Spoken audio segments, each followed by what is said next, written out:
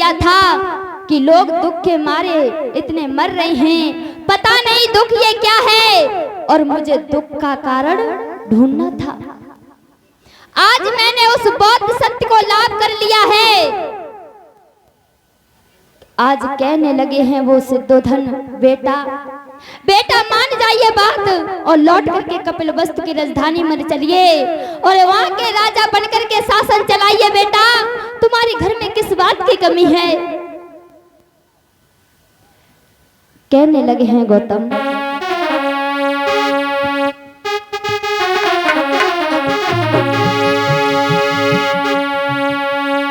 आज गौतम कहने लगे हैं, सुनो महाराज, महाराज जी सुनो वाणी मेरी,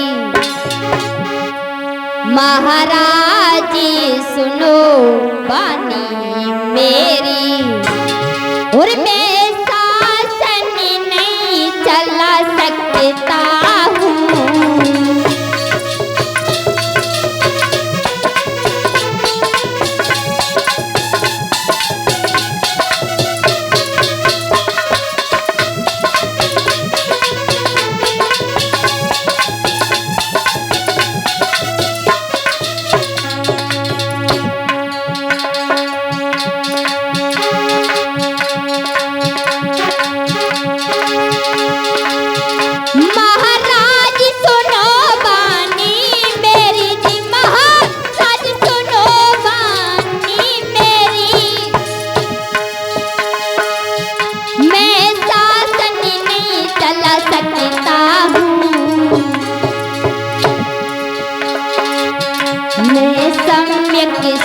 बुद्ध जाए है,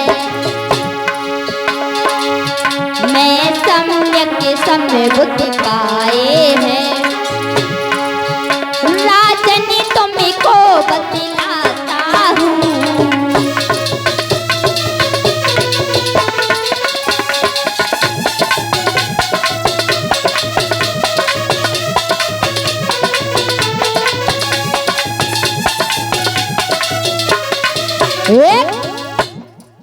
आज भगवान बुद्ध कहने लगे हैं, महाराज तुम कह रहे हो कि मुझ पे बुढ़ापा आ गया है, मेरे बाद इस राजगद्दी को कौन चलाएगा, इस राजगद्दी पर कौन बैठेगा?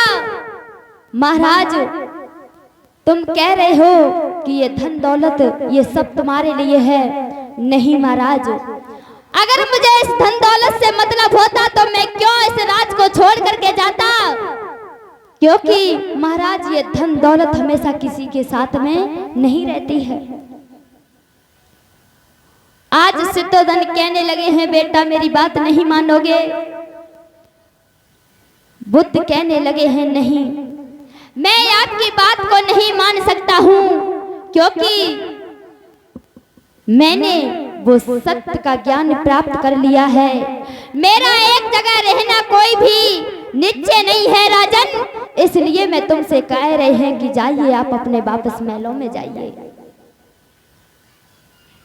आज गौतम ने भिक्षुओं को संकेत किया है, भिक्षु चलो बहुत समय हो गया है और मुझे भिक्षाटन करना है।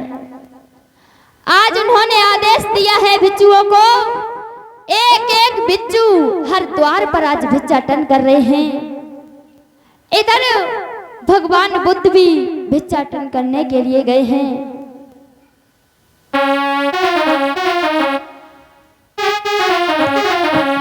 जैसे ही मंत्री ने भगवान बुद्ध को देखा कि एक राजा के लड़के होते हुए नगर में से अपने प्रजा में से भीख मांग रहे हैं, जाकर के महाराज के पास में पहुंचा और कहने लगा है, महाराज महाराज तुम्हारी तो नाक कट गई।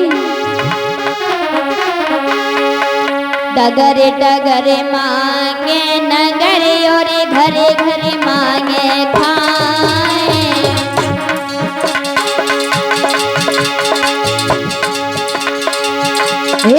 खिल्ली भय नगर पाल तब और समाचार यश पाए।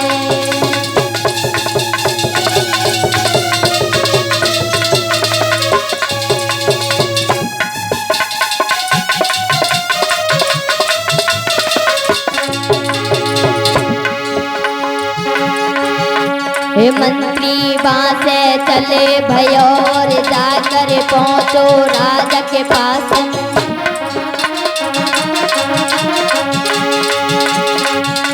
महाराज सुनो बानी मेरी और भगवान भीख मांग के खाए।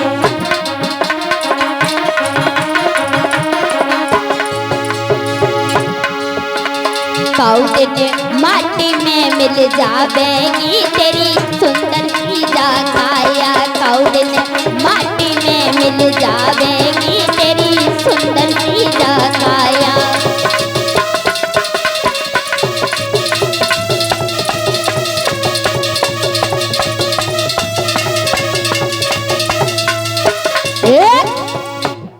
आज जैसे ही मंत्री महाराज के पास में पहुंचा, कहने लगा है महाराज तुम्हारी नाक कट गई है। तुम्हारा बेटा यानी कि भगवान बुद्ध नगर में से भीख मांग करके खा रहे हैं।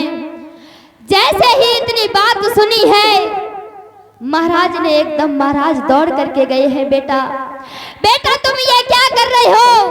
अपनी प्रजा से ही भीख मांग रहे हो।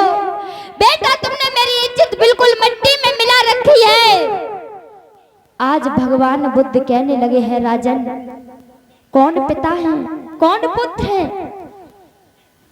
ये आपने कैसे सोचा है कि मेरी नाक कट गई है? अरे हम बुद्धों का यही काम होता है कि हम लोग भिक्षा मांग करके खाते हैं, अपने हाथों से नहीं बनाते हैं। महाराज मुझे भिक्षा मांगने से कोई शर्म नहीं लगती है, इसीलिए राजन तुम अपना समय व्यर्थ में मत गवाओ और यहाँ से चले जाओ। सिद्धोधन रो करके बोले हैं बेटा आपने मेरी एक भी बात नहीं मानी है। आज वो समझा रहे हैं लाला समझ जाइए बेटा, कौन ये राजगद्दी चलाएगा बेटा, यहाँ का कौन शासन करेगा?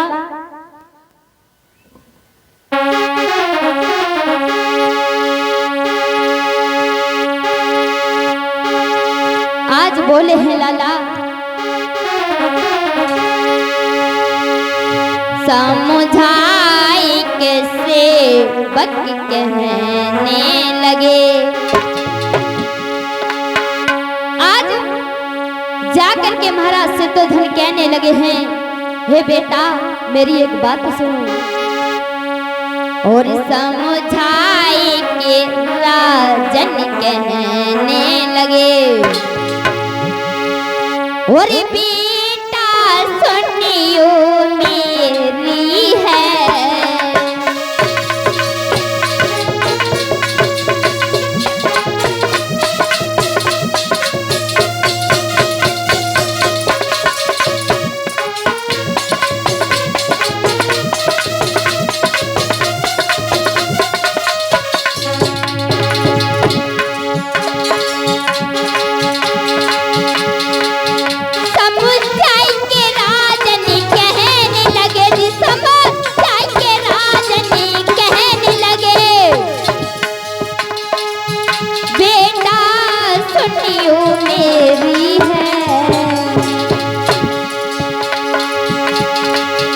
और कपिल वस्तु की राजधानी,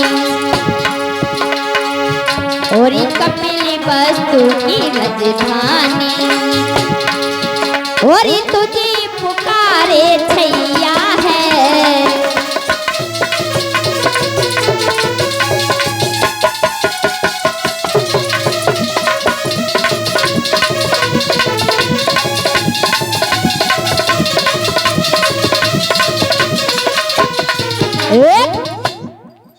आज कहने लगे हैं बेटा बेटा तुमको ये भी लाज नहीं लग रही है कि अपने ही राज में अपने ही प्रजा से भीख मांग करके खाते हो?